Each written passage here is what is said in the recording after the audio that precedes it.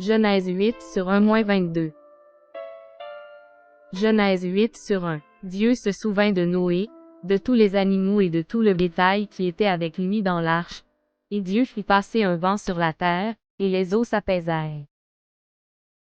Genèse 8 sur 2. Les sources de l'abîme et les écluses des cieux furent fermées, et la pluie ne tomba plus du ciel. Genèse 8 sur 3. Les eaux se retirèrent de dessus la terre, s'en allant et s'éloignant, et les eaux diminuèrent au bout de 150 jours. Genèse 8 sur 4. Le 7e mois, le 17e jour du mois, l'arche s'arrêta sur les montagnes d'Ararat. Genèse 8 sur 5. Les eaux allèrent en diminuant jusqu'au 10e mois. Le 10e mois, le 1er jour du mois, apparurent les sommets des montagnes. Genèse 8 sur 6. Au bout de 40 jours, Noé ouvrit la fenêtre qu'il avait faite à l'arche. Genèse 8 sur 7. Il lâcha le corbeau, qui sortit, partant et revenant, jusqu'à ce que les eaux eussent séché sur la terre. Genèse 8 sur 8. Il lâcha aussi la colombe, pour voir si les eaux avaient diminué à la surface de la terre. Genèse 8 sur 9. Mais la colombe ne trouva aucun lieu pour poser la plante de son pied, et elle revint à lui dans l'arche, car il y avait des eaux à la surface de toute la terre. Il avança la main, la prit, et la fit rentrer auprès de lui dans l'arche. Genèse 8h10. Il attendit encore 7 autres jours, et il lâcha de nouveau la colombe hors de l'arche.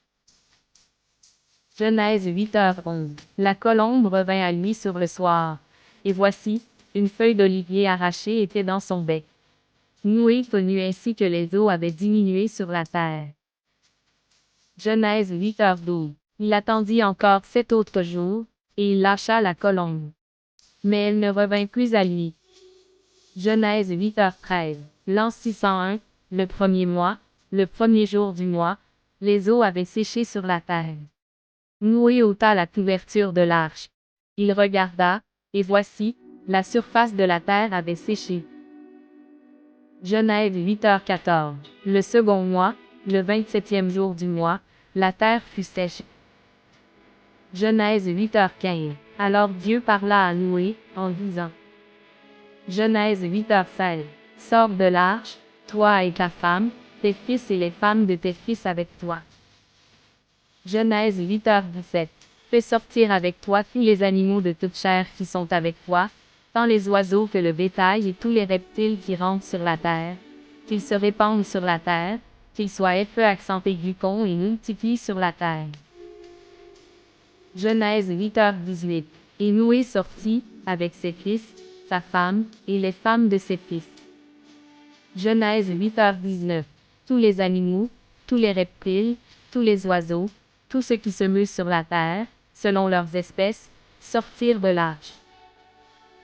Genèse 8h20. Noé bâtit un autel à l'Éternel, il prit de toutes les bêtes pures et de tous les oiseaux purs, et il offrit des holocaustes sur l'autel. Genèse 8h21. L'Éternel sentit une odeur agréable, et l'Éternel dit en son cœur. Je ne maudirai plus la terre, à cause de l'homme, parce que les pensées du cœur de l'homme sont mauvaises dès sa jeunesse.